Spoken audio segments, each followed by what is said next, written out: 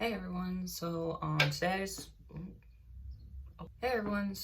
I just wanted to share with you guys a time-lapse video I took of transforming Joker's wig into Haku from Spirited Away's wig. It's a straightforward styling, but sort of the twist on it is kind of how I go about repurposing wigs. The Joker wig initially had just a part right in the middle, and Haku obviously has front bangs, so this is how I go about making that happen. It's a very unorthodox method, and I cannot wear Haku to a con.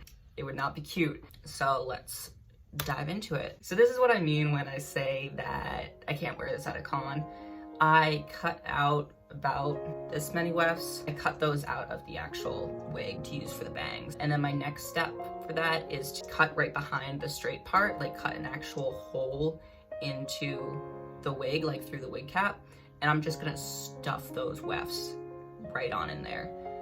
And I'm using my favorite adhesive ever, hot glue. Hot glue is the best thing ever. Don't let anyone tell you otherwise. I have literally hot glued the seams of my costumes because they'll like fray or something. You can also light them on fire if you want to like sort of melt them together. But hot glue is fantastic. I just hot glue those wefts in place. I do this for other wigs as well, including Bakugo's wigs. I'll have two wigs that I get from Amazon. One is going to be the base wig and one I'm just harvesting wefts from. And I hot glue those wefts into the wig. As we see here, I am now harvesting more wefts to take to the front in order to have like a full bang right across his forehead, because it takes up the entirety of his forehead. He put a bowl on his head and he just went right across for his bangs. You know what? He looks great. So I'm just cutting a little bit more and just stuffing more of those wefts back in there. Now what I'm doing is I'm sectioning off a piece here and straightening it for the actual side bang that just comes down, sort of those wefts right in front of the ear, bring those down. I like to separate my chunks of hair with pins so I don't get confused about what I'm using.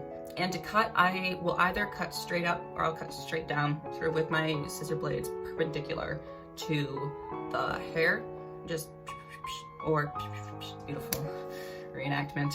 I do a lot of cutting up towards the head of the wig. When I need to like tease something, like for spikes for Bakugo, I'll do that because it actually gives like a poofy teasedness to it. I switch up halfway through with Haku and just start cutting down because I don't need like the teased action to it. I just need him to be cut. So for sort of getting the length where I want it, I use the square-faced male foam head.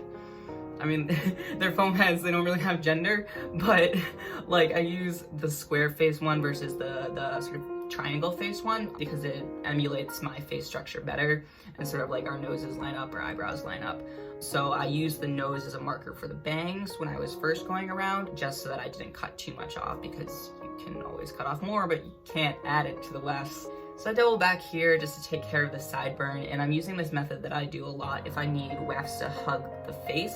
I'll pin them into place with sewing pins, spray it with Got2b, and then just blow that with the hot air from the blow dryer. And that way it lets the hair like really hug your face. If you do this enough times, it limits the amount of eyelash glue you need to actually just glue that onto your face. I still ended up using eyelash glue for Haku's just to sort of make sure that there wasn't that sort of gaping happening between the hair and my face, because I wanted to really like hug my face. So I'm doing the same situation on the other side, cutting that sideburn and getting that sort of lined up right with the jaw, like similar to what I was saying earlier about having the same facial structure as the mannequin head guy here. I just cut right up to his jawline.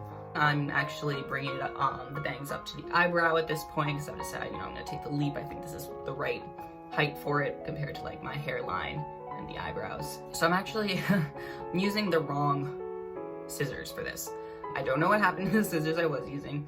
So I took my fabric scissors, which very nicely have fabric written on them, and I've never listened to myself. I use these scissors for everything. I do not recommend this. Please only use your fabric scissors for fabric, but it's what I was working with. It's literally the only scissors I had in the house at the time. So I'm using those, just go around and cut at the nape of the mannequin's neck to sort of just like do the bob situation that Haku has going on.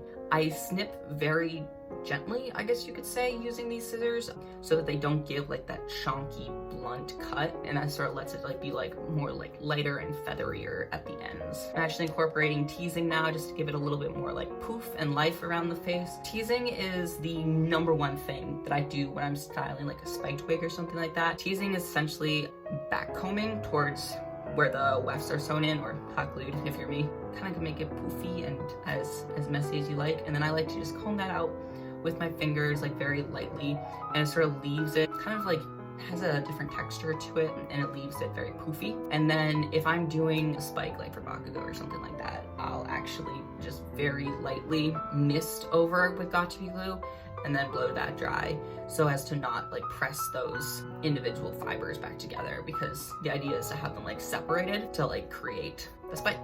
That's what we got going on here for Haku. There he is. That's what I finished up with. Again, it wasn't like my favorite wig that I've ever styled, but it got the job done. And I think that the job of this video is sort of just to show a way that you can, in fact, repurpose old wigs that you have. I'd recommend doing this for very cheap wigs. Like, I get most of my wigs from Amazon for like $15 or something like that. And those are the wigs I would recommend just cutting up and repurposing and everything like that. But yeah, that's a very straightforward repurposing and styling tutorial, and just sort of a general like idea of kind of what goes into my wigs and what I do. This is obviously a time-lapse video, but the entire video clocked in, I think, at about 1 hour and 52 minutes.